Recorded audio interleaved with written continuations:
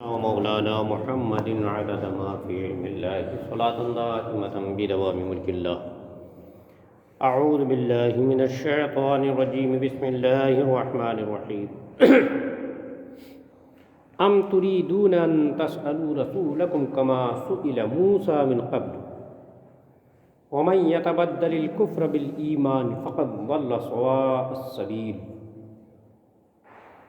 کیا یہ چاہتے ہو کہ اپنے رسول سے ویسا سوال کرو جو پہلے موسیٰ سے ہوا تھا؟ یہودی حضور کی بارگاہ میں آئے اور انہوں نے یہ سوال کیا کہ آپ اپنے پاس ایسی کتاب لائیے جو ایک بارگی نازل ہو گئی ہو، جیسے تورات شریف اکٹھے پوری کتاب آ گئی تھی۔ اسے ان لوگوں نے سوال کیا کہ ایسی کتاب لائیے جو اکٹھے نازل ہو جائے۔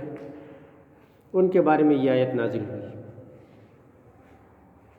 اور جو ایمان کے بدلے کفر لے وہ ٹھیک راستہ بہک گیا۔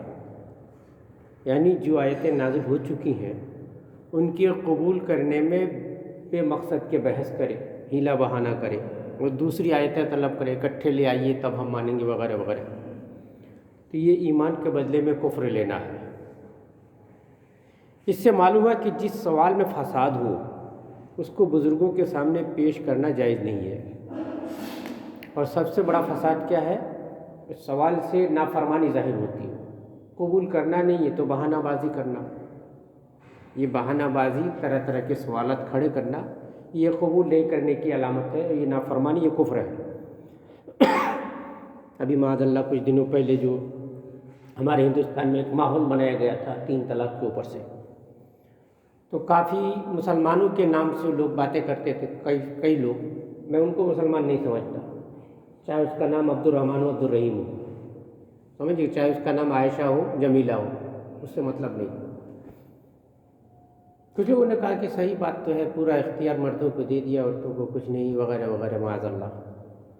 اللہ کے فیصلوں کے اوپر آپ کو اگر اعتراض ہے تو پھر آپ مسلمان کاہے ہو؟ آپ تو یوں ہی اسلام سے نکل گئے۔ مسلمان کہتے ہی اس کو ہے جو اللہ رسول کے نازل لائے ہوئی چیزوں کو قبول کر لے۔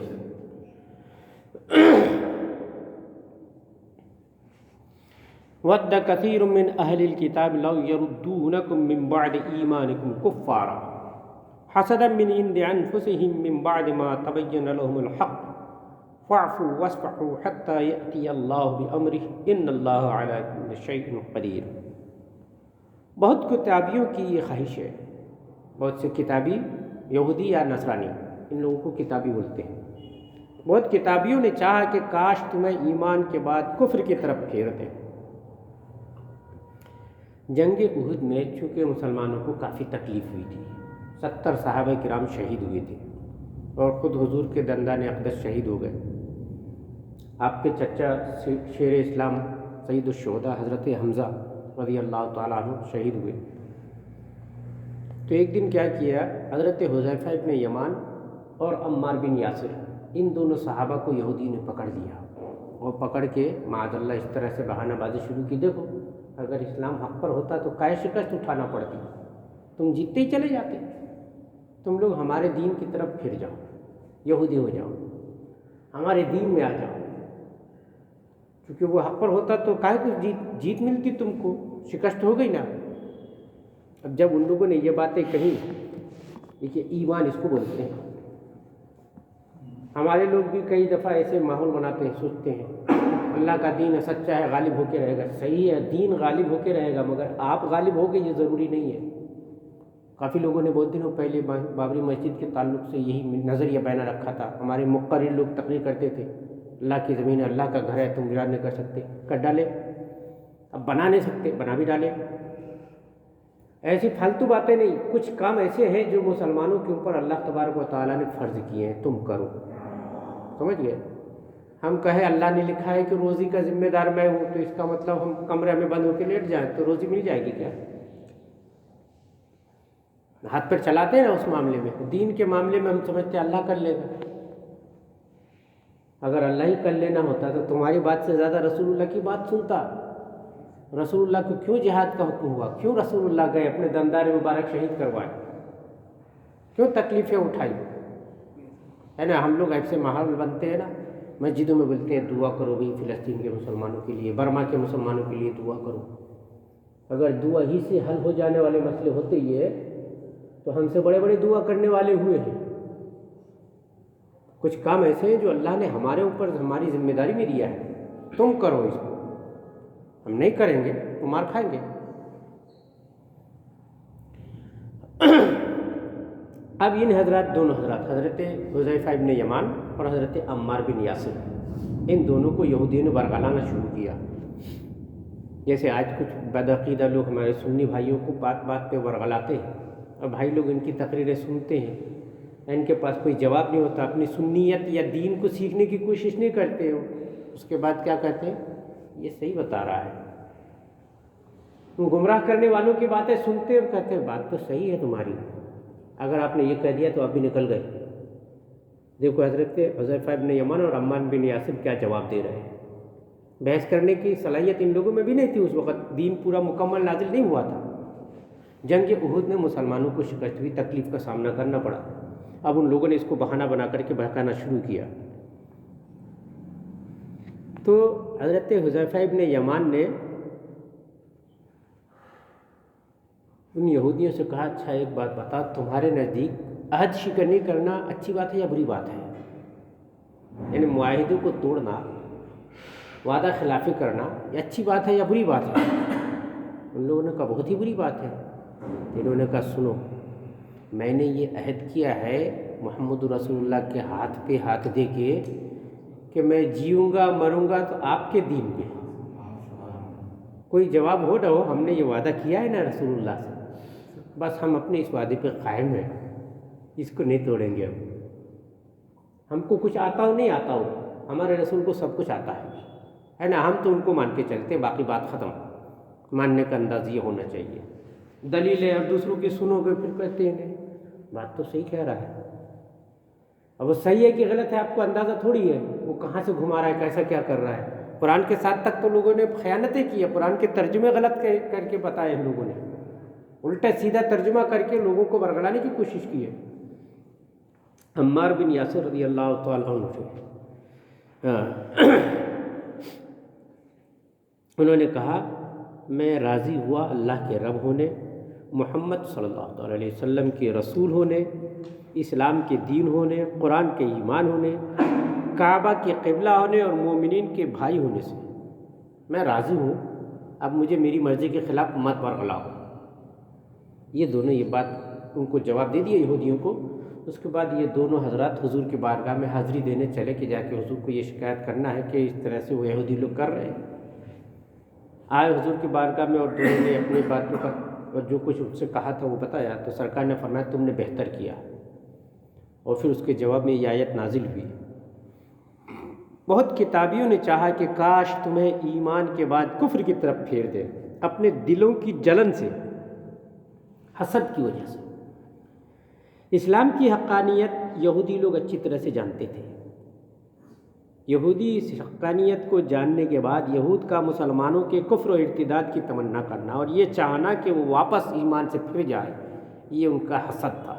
حسد کی وجہ سے ایسا کرتے تھے وہ۔ حسد بہت بڑا عیب ہے۔ حدیث شریف میں ہے سید عالم صلی اللہ تعالیٰ علیہ وسلم نے فرمایا کہ حسد سے بچو، چونکہ وہ حسد نیکیوں کو اس طرح کھا جاتا ہے جیسے آگ سوکھی لکڑی کو۔ حسد حرام ہے۔ اگر کوئی شخص اپنے مال جاہ، اثر و ثروت وغیرہ کی وجہ سے مسلمانوں کو ستاتا ہو، کسی کو خاطر میں نہ لاتا ہو، تو ایسے آدمی کے مال کے چھن جانے کی تمنا کرنا یہ حسد میں داخل نہیں ہے۔ باقی اس کے علاوہ کسی کا مرتبہ گرانا چاہنا ہے، کسی کی بدنامی کرنا، یا کسی کی نیکی چھن جانے کی تمنا کرنا، کسی کا مال چھن جانے کی تمنا کرنا، یہ پورا کا پورا حسد ہے۔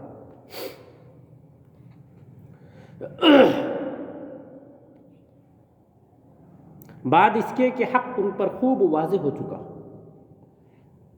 کتابیوں نے چاہا کہ کاش مسلمان ایمان کے بعد کفر کی طرف پھر جائیں، اپنے دلوں کی جلن کی وجہ سے، بعد اس کے کہ حق ان پر خوب ظاہر ہو چکا۔ اللہ فرما رہا ہے تو تم چھوڑ دو اور درگزر کرو یہاں تک کہ اللہ اپنا حکم لائے، بے شک اللہ ہر چیز پر قادر ہے۔ یعنی یہ ابتدا کا دور تھا تو اللہ نے فرمایا کہ وہ ایسا کرتے ہیں तुम छोड़े रहो, बहस मत करो, दरगुजर से काम लो, जब अल्लाह का हुक्म आएगा तो फिर उसके मुताबिक होना, अभी दरगुजर करो, ये हुक्म दिया अल्लाह ने। वाक़िमुस्सलात व आतुज़्ज़कात मा तुक़द्दिमू लिअन्फुसिकुम मिन खैरिन तजिदूहु इंदल्लाहि इन्नल्लाह बिमा तअमलून बसीर। और नमाज कायम रखो और ज़कात दो। मुसलमानों को यहूद से दरगुजर का हुक्म देने के बाद उन्हें अपने इस्लाह नफ्स की तरफ मुतवज्जह होने को कहा गया, फरमाया गया कि नमाज कायम रखो और ज़कात दो, और अपनी जानों के लिए जो भलाई आगे भेजोगे उसे अल्लाह के यहाँ पाओगे, बेशक अल्लाह तुम्हारे काम देख रहा है। वक़ालू लन यदखुलल जन्नत इल्ला मन कान हूदन अव नसारा तिल्का अमानियुहुम कुल हातू बुरहानकुम इन कुंतुम सादिकीन। और अहले किताब बोले, हरगिज़ जन्नत में ना जाएंगे मगर यहूदी या नसरानी। नसरानी समझते हैं ना, ईसाइयों को बोलते हैं। अहले किताब ने एक दांव ये भी खेला, वो मुसलमानों को कहने लगे कि जन्नत में तो या तो वो जाएगा जो यहूदी है, या जन्नत में वो जाएगा जो ईसाई है, तुम्हारा क्या काम जन्नत में, तुम कैसे जाओगे। यहूदी कहते थे कि जन्नत में सिर्फ यहूदी दाखिल होंगे, ईसाई कहते थे कि जन्नत में सिर्फ ईसाई दाखिल होंगे।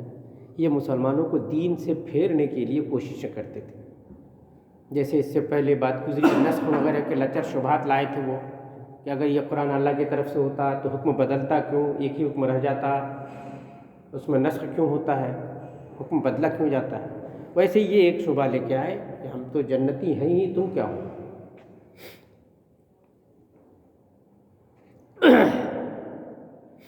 अहले किताब बोले, हर की जन्नत में न जाएगा मगर वो जो यहूदी हो या नसरानी हो।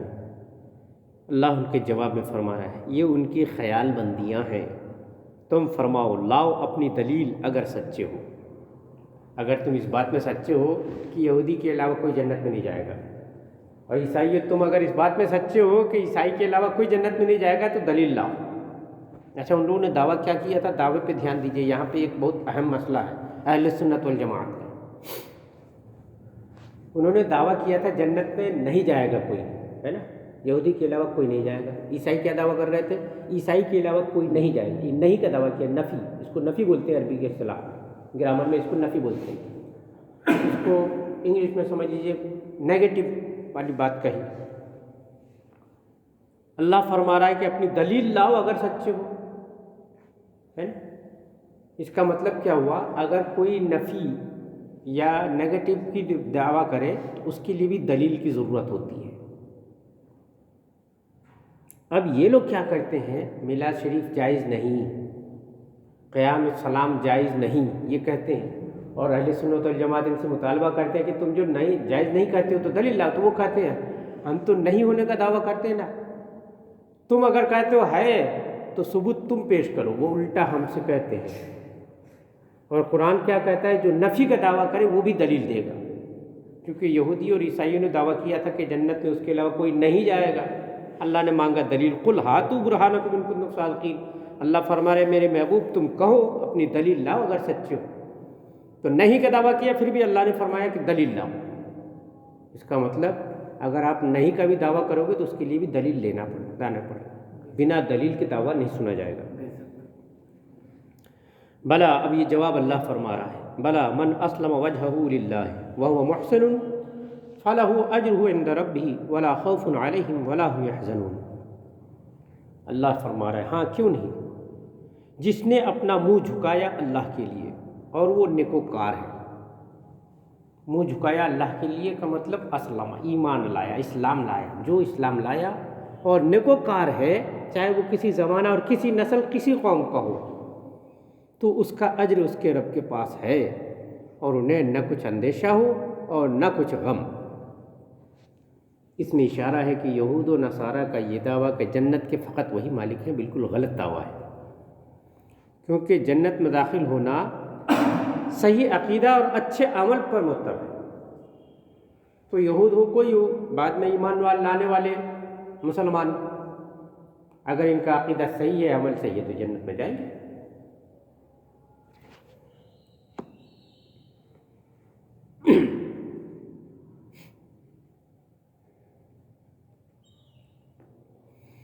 وقالت اليهود ليست النصارى على شيء وقالت النصارى ليست اليهود على شيء وهم يتلون الكتاب كذلك قال الذين لا يعلمون مثل قولهم فالله يحكم بينهم يوم القيامة فيما كانوا فيه يختلفون.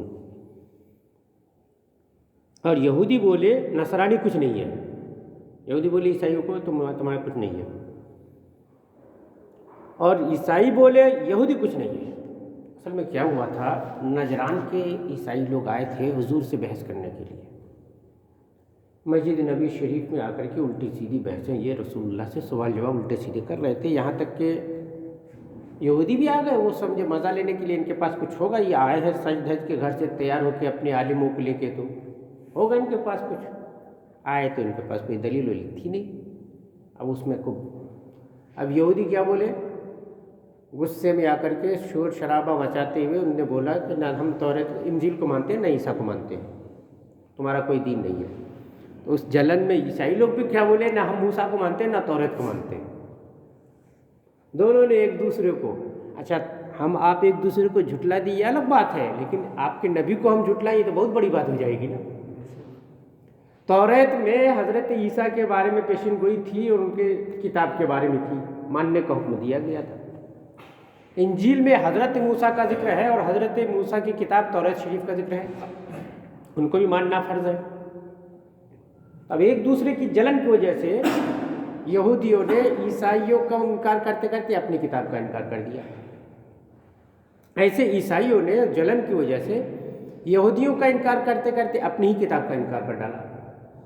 چونکہ ان کی کتاب میں لکھا ہے نا کہ توریت اللہ کی کتاب ہے، ان کی کتاب میں ہے موسیٰ اللہ کے نبی ہے، تو ان کا انکار کیا تو اپنی کتاب کا انکار ہوا نا. یہ دونوں ایک دوسرے کے اوپر اس طرح سے تہمت لگاتے ہیں. یہ اصل میں ان باتوں کا جواب ہے جو کہتے تھے جنت کے ہم ہی حقدار ہیں، کوئی نہیں جائے گا. تو تم نے تو اپنا دین گنوا ڈالا، مسلمانوں کو گواہ بنا کر کے.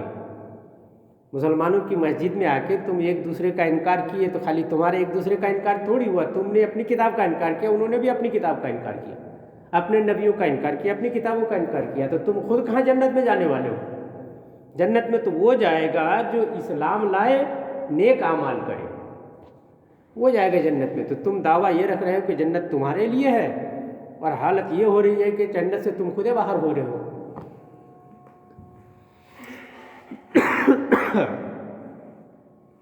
حالانکہ وہ کتاب پڑھتے ہیں اور ان کی کتابوں میں ذکر ہے. عیسیٰ علیہ السلام کی کتاب میں حضرت موسیٰ کا ذکر ہے، توریت کا ذکر ہے. حضرت موسیٰ کی کتاب توریت میں عیسیٰ علیہ السلام کا ذکر ہے، انجیل کا ذکر ہے. پھر جب تم ان کا انکار کیے تو اپنی کتاب کا انکار ہو گیا، تو تم خود ہی باہر ہو گئے. چلے تھے مسلمانوں کو باہر کرنے کے لیے، خود ہی باہر ہو کے رہ گئے. اسی طرح جاہلوں نے ان کی سی بات کہہ دی. یہاں پہ جاہلوں سے مراد علماء اہل کتاب وغیرہ جیسی باتیں کیے ویسے ان کے جاہلوں نے بھی کہہ دیا. وہ تو عالم لوگ بحث کرنے آئے تھے نا، اب دوسرے لوگ بھی ان کے سپورٹ میں آ گئے. ایسا ہوتا ہے نا کہ ہمارے عالم صاحب کو ہارنا نہیں چاہیے، ان کا سپورٹ کرو، تو ایسا سپورٹ کرے کہ اپنا ایمان گنوا دیے. اور ایسے یہاں جاہلوں سے مراد عرب کے دوسرے مشرکین، بت پرست وغیرہ، ستارہ پرست، بت پرست، یہ لوگ جو تھے، ان لوگوں نے بھی انہیں کے ساتھ ہاں میں ہاں ملا دیا کہ چلو آج بھی جو بحریہ لوگ ہوتے ہیں، ہمارے ہندوستان میں ان کو ناستک بولتے ہیں، ناستک، وہ کوئی آسمانی کتاب کوئی نبی نہیں مانتے، سب کا انکار رکھتے ہیں. اب یہ ناستکیت کی بلا جو ہے نا، یہ سائنس سے کہیں نہ کہیں چھوٹتی ہے. سائنس پڑھنے والے بھی کئی جگہ سائنس کے کچھ نظریات ہیں جو مذہبی کتابوں سے ٹکراتے ہیں. اب یا تو مذہبی کتاب کو سمجھا نہیں گیا ڈھنگ سے، یا پھر سائنس اپنی حقیقت کو نہیں پہنچا. یہ ہو سکتا ہے. زمانے سے چلا آ رہا ہے مذہبی کتاب، اور اس کے اصل مفہوم کیا ہے اللہ ہی جانتا ہے. جتنا بندوں کے لیے ضروری تھا اتنا رسول اللہ نے سمجھا دیا. کتاب موجود ہے مگر کتاب کے پورے اسرار و رموز سب نہیں سمجھ سکے. سمجھ گئے؟ جیسے کتاب اسی پارے میں 30ویں پارے میں ایک سورہ ہے، سورہ حمزہ. اس میں جو اللہ تبارک و تعالیٰ نے پوری بات کہہ دی نا، صحابہ کرام نے پوچھا ہی نہیں، جیسا حضور نے بتا دیا ویسا مان لیا۔ آج اس کی تفسیر پہ غور کرتے کہ پورا ایٹم بم بنا ہوا اس میں اللہ فرما رہا ہے وَيْلٌ لِّكُلِّ ہُمَزَةٍ لُمَزَةٍ، ہر تان آمیز اشارتیں کرنے والوں کے لیے خرابی ہے۔ یہ تان آمیز اشارتیں مطلب میرا مال زیادہ ہے، تم میرے نزدیک کوئی حیثیت نہیں رکھتے۔ وہ کہتا ہے نہیں، میں تمہارے سے زیادہ طاقتور ہوں، تمہاری کوئی حیثیت نہیں ہے۔ الذی جمع مالا وعددہ، وہ جو مال جمع کرتا ہے اس کو جوڑ جوڑ کے رکھتا ہے، گن گن کے۔ یحسب ان مالہ اخلدہ، وہ یہ سوچتا ہے کہ اس کا مال اس کو ہمیشگی بخش دے گا، مال کما لیا تو ہمیشہ کا ہو جائے گا۔ کلا، اللہ جواب میں فرما رہا ہے کلا لینبذن فی الحطمہ، ہرگز نہیں، یہ حطمہ میں ڈالا جائے گا۔ حطمہ کیا ہے؟ تفسیر میں آتا ہے حطمہ گول دائرے میں چلنے والی آگ ہے، گول دائرہ گھیرا باندھ کے چلے گی آگ، ایسی آگ ہوگی۔ وما ادراک ما الحطمہ، اللہ فرما رہا ہے تم کیا سمجھو یہ حطمہ کیا ہے؟ دیکھیے تنبیہ کر رہا ہے اللہ تعالیٰ، چونکہ اس زمانے میں ایٹم بم کوئی جانتا ہی نہیں تھا نا، تصور ہی نہیں تھا، تو اللہ پاک اس کو دھیان دینے کے لیے کہہ رہا ہے تمہیں کیا پتہ یہ حطمہ کیا ہے؟ نار اللہ الموقدۃ التی تطلع علی الافئدہ، یہ اللہ کی بھڑکائی آگ ہے جو دلوں پہ چڑھ جائے گی۔ تو سرکار نے گول دائرے والی آگ جو ستون کی شکل میں اٹھے گی، دلوں میں چڑھ جائے گی، یہ تفسیر بتا دیا، یہی مانتے ہوئے۔ اب غور کیے، جب ایٹم بم کو پہلی مرتبہ ہیروشیما میں اور ناگاساکی میں گرایا گیا تو لوگوں نے جو اس کی تصویریں اور پھر اس کے بعد جو اس کا دیکھا، حطمہ کی خاصیتوں میں آپ لغت کی کتابوں میں دیکھیں گے تو حطمہ کہتے ہیں ایسی تیز زبردست روشنی والی آگ جس سے سورج کی روشنی کو بھی ماند کر دے۔ ایٹم بم جب پھٹا تھا تو اس کی روشنی میں سورج کی روشنی ماند پڑ گئی۔ ایٹم بم کی آگ، ایٹم کی آگ گول گول ایسا دائرے میں چلتی ہے، ایسا گھومتے ہوئے، اور جہاں پہ گرتا ہے وہاں پہ ایک کھمبے کے جیسا اٹھتا ہے دھواں کا، وہ آگ۔ اور پھر دلوں پہ چڑھ جانے والی بات تو آج تک نظر آتی ہے نا۔ ہیروشیما میں بم گرایا گیا، اس کے بعد کافی دنوں تک وہاں بچے پیدا ہوتے رہے جو ٹیڑھے میڑے یہ وہ، چونکہ وہ اس کا اثر دلوں پہ چڑھا ہوا ہے۔ تو اللہ پاک نے بتا دیا، اب سائنس اس کو پایا نہیں، یا ہم نے بتایا نہیں، ہم نہیں بتا پائے، ہم نہیں سمجھا پائے۔ کافی چیزیں قرآن میں وہ ابھی بھی ہیں جو قیامت کے قریب تک لوگ سمجھ پائیں گے، ابھی سمجھ نہیں پائے ہیں پورا۔ کئی دفعہ ایسا ہوتا ہے کہ سائنس نہیں سمجھ پاتا، اس کی وجہ سے کیا کرتا ہے سائنس والے اور سائنس کے ماننے والے یہ ناستک کیڑے مکوڑے یہ انکار کر دیتے ہیں کہ دھرم کچھ ہے ہی نہیں، حالانکہ سچائی دھرم ہی ہے۔ اور ان تمام دھرموں میں جو بھی اپنے اپنے وقت میں رہے ٹھیک تھے، آخری زمانے کا مذہب ایک ہی اسلام ہے، بس سچائی اس کے ساتھ ہے۔ تو ان کی سی کہی ہوئی بات، جیسے یہود نصارہ غصے میں ایک دوسرے کو کہہ دیے تم کچھ نہیں، وہ کہتے تم کچھ نہیں، ایسے یہ جو مشرکین بت پرست اور وغیرہ لوگ ہیں ستارہ پرست، انہوں نے بھی کہہ دیا کہ کوئی چیز نہیں، دھرم کوئی چیز نہیں ہے، دین بیکار ہے۔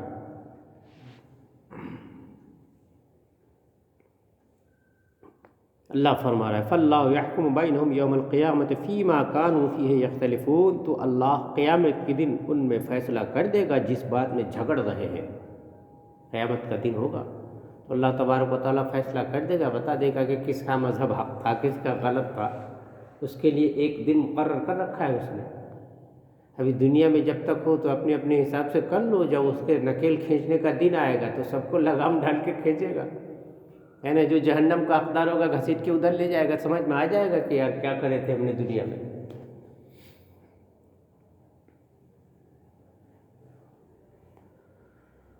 وَمَنْ أَظْلَمُ مِمَّنْ مَنَعَ مَسَاجِدَ اللَّهِ أَنْ يُذْكَرَ فِيهَا اسْمُهُ وَسَعَىٰ فِي خَرَابِهَا أُولَٰئِكَ مَا كَانَ لَهُمْ أَنْ يَدْخُلُوهَا إِلَّا خَائِفِينَ لَهُمْ فِي الدُّنْيَا خِزْيٌ وَلَهُمْ فِي الْآخِرَةِ عَذَابٌ عَظِيمٌ۔ اور اس سے بڑھ کر ظالم کون جو اللہ کی مسجدوں کو روکے ان میں خدا کا نام لیے جانے سے۔ یہ آیت بیت المقدس کی بے حرمتی کے متعلق نازل ہوئی۔ اس کا مختصر واقعہ یہ ہے کہ روم کے عیسائیوں نے بنی اسرائیل پر فوج کشی کی، یہودیوں کے اوپر چڑھائی کیا، ان کے لڑنے لائق آدمیوں کو، مردوں کو تو قتل کر دیا،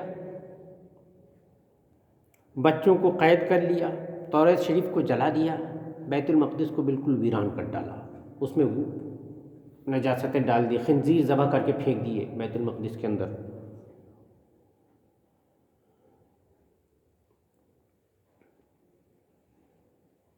بیت المقدس حضرت عمر فاروق رضی اللہ تعالیٰ عنہ کے زمانے تک اسی حالت میں ویران پڑا رہا جیسا عیسائیوں نے ویران کیا تھا اس کو۔ پھر عمر فاروق رضی اللہ تعالیٰ عنہ کے زمانے میں بیت المقدس فتح ہوا، آپ کے ہاتھ میں آیا، تو پھر آپ نے بیت المقدس کو پھر سے سجایا، سنوارا، آباد کیا۔ آپ کے عہد مبارک میں مسلمانوں نے اس کو بنایا۔ ایک قول یہ بھی ہے کہ یہ آیت مشرکین کے حق میں نازل ہوئی جو مکہ میں رہتے تھے۔ انہوں نے ابتدا اسلام میں حضور اور آپ کے صحابہ کو کعبہ میں نماز پڑھنے سے روکا تھا۔ اس کے بارے میں آیت نازل ہوئی، ان کو کہا گیا سب سے بڑے ظالم وہ ہیں جو اللہ کے گھر میں اللہ کا نام لینے سے روکتے ہیں۔ اللہ کا نام لیے جانے سے اللہ کے گھر میں ہی روکتے ہیں، نہیں بیت اللہ شریف تو کعبہ شریف ہے نا، اب وہیں نہیں نماز پڑھنے دے رہے ہیں، تو یہ سب سے بڑے ظالم ہیں۔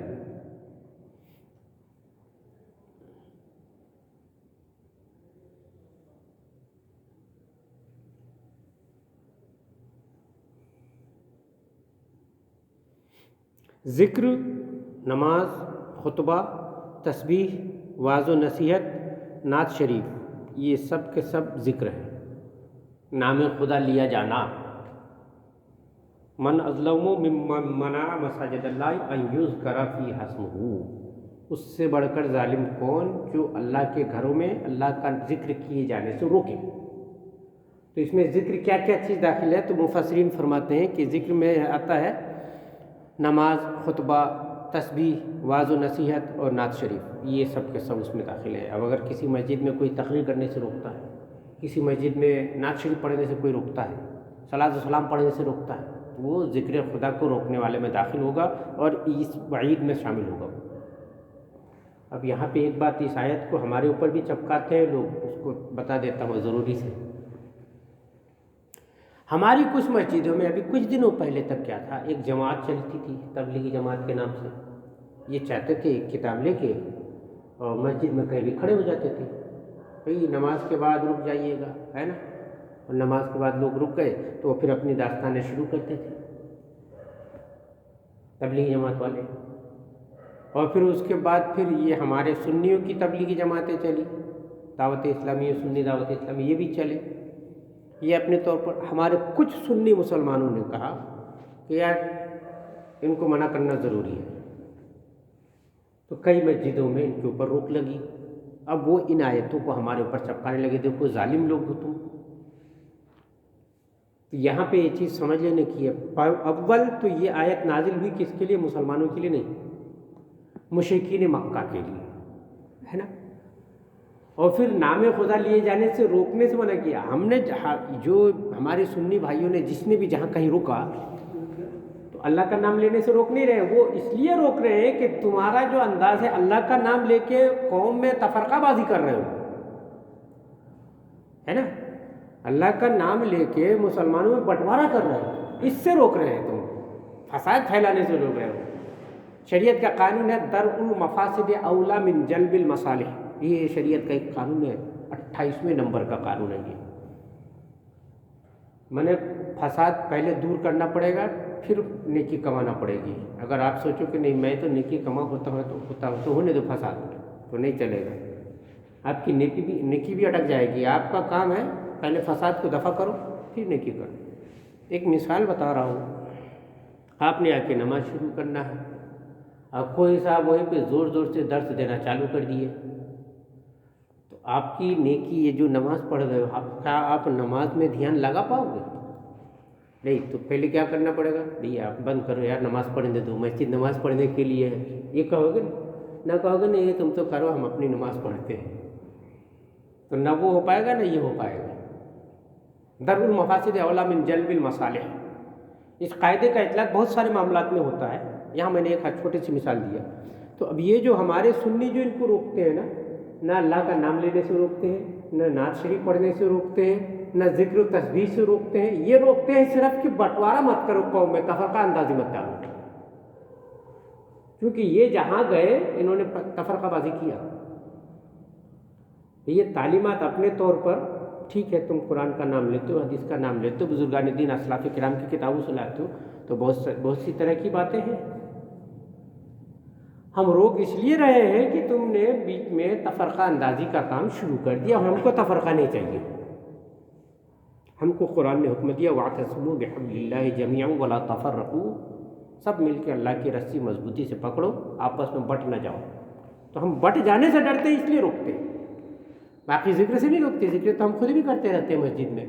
مشرکین مکہ کے جیسے نہیں، مشرکین مکہ نماز نہیں پڑھتے تھے، وہ نہ پڑھتے تھے اور نہ حضور کو اور صحابہ کو پڑھنے دیتے تھے، نہ تلاوت کرتے نہ ان کو کرنے دیتے تھے۔ ان کے لیے یہ وعید آئی ہے۔ اب اس کو اٹھا کے آپ مسلمانوں کے اوپر چپکاؤ، وہابی تو خیر پرانا دستور ہے۔ جو آیتیں بتوں کے بارے میں نازل ہوئی، یہ ان کو مزاروں کے اوپر چپکا دیتے ہیں اٹھا کے۔ جو آیتیں کفار و مشرکین کے بارے میں نازل ہوئی، وہ آیتیں اٹھا کے مسلمانوں کے اوپر، سنیوں کے اوپر چپکا دیتے ہیں۔ تو یہ تو ان کی پرانی عادت ہے، مگر ان سے یہ بھی کچھ سیکھ رہے ہیں، اللہ بچائے رکھے۔ تو یہ آیت نازل ہوئی، اصل میں پہلی بات دو شان نزول بتایا، ایک تو یہ کہ بیت المقدس کو ویران کیا تھا اس کے بارے میں، اور دوسرا اس کے شان نزول میں یہ ہے کہ حرم شریف میں مکۃ المکرمہ میں مشرکین عرب نے، مشرکین مکہ نے مسلمانوں کو نماز پڑھنے سے روکا تھا، اس کے بارے میں۔ وَسَعَىٰ فِي خَرَابِهَا، دیکھیے یہ لفظ بتا رہا ہے، اور ان کی ویرانی میں کوشش کرے۔ مسجد میں نام خدا لیے جانے سے رکے اور مسجد کو ویران کرنے کی کوشش کرے۔ ویران کرنے کی کوشش میں بہت ساری باتیں آتی ہیں۔ مسجد کی ویرانی جیسے ذکر و نماز کے روکنے سے ہوتی ہے، ایسی ہی اس کی عمارت کو نقصان پہنچانے، بے حرمتی کرنے وغیرہ سے بھی ہوتی ہے۔ جو آباد کرتے ہیں مسجد کو، ان کو ستانے سے بھی ہوتی ہے۔ مسجد میں نماز پڑھنے آتے ہیں نمازی لوگ، اب آپ نے آپ کا ایک ترا پکڑ لیا، جس کو دیکھو اسی کو ٹوکا ٹاکی مچائے پڑے ہو، تو اس سے بھی آدمی جھنجھلا کے چھوڑے گا، یار مت جاؤ۔ تو زیادہ نکتے بازی بھی نہیں کرنا چاہیے، اس سے بھی مسجد ویران ہوتی ہے۔ اب ایک آدمی چھوڑ دیا، آج کل دوسرا چھوڑ دے گا، پرسوں تیسرا چھوڑ دے گا، تو اس طرح سے مسجد ویران ہوگی، اور آپ مسجد کو ویران کرنے والے قرار پاؤ گے۔ اور ان کی ویرانی میں کوشش کرے۔ ان کو نہیں پہنچتا تھا کہ مسجدوں میں جائیں، مگر ڈرتے ہوئے۔ ان کو یہ کیا حق تھا؟ حق یہ ہے کہ مسجد میں جائیں اللہ کا ڈر رکھتے ہوئے، کہیں ہم سے کوئی غلطی نہ ہو جائے، اللہ کے دربار میں حاضر ہوئے ہیں، ہے نا۔ دیکھیے اللہ کا منصور کیا ہے کہ مسجد میں ہم جائیں تو ڈرتے ہوئے کہ اللہ کا خوف دل پر غالب رہے۔ ہم کیا کرتے ہیں، ہم سے کوئی غلطی نہ ہو، یہ اپنے اعمال کو سیدھے نظر میں رکھتے ہوئے مسجد میں جاؤ۔ اور ہم لوگ کیا کرتے ہیں، آج کیا ہوتا ہے، مسجد میں آتے ہیں دوسروں کا دیکھتے ہوئے، دوسروں کا، وہ کیا کر رہا ہے، وہ کیا کر رہا ہے، اس کی کیا غلطی، اسے دوسروں کی غلطیاں گن رہے ہیں، ہم اپنا نہیں دیکھ رہے ہیں۔ ہم کا یہ حق ہے کہ ہم مسجد میں کیسے جائیں، ڈرتے ہوئے کہ ہم سے کوئی غلطی بھی نہ ہو جائے۔ اگر جو ایسا کرتا ہے تو ان کے لیے دیکھیے اللہ کی وعید یہ ہے، ان کے لیے دنیا میں رسوائی ہے اور ان کے لیے آخرت میں بڑا عذاب ہے۔ دنیا میں ان کے لیے رسوائی اور آخرت میں ان کے لیے بڑا عذاب ہے۔ صحابہ کرام رسول اللہ صلی اللہ تعالیٰ علیہ وسلم کے ساتھ ایک اندھیری رات سفر میں تھے۔ یہ ایک بہت بڑی بات آ جائے گی، پھر لمبا اسی طرح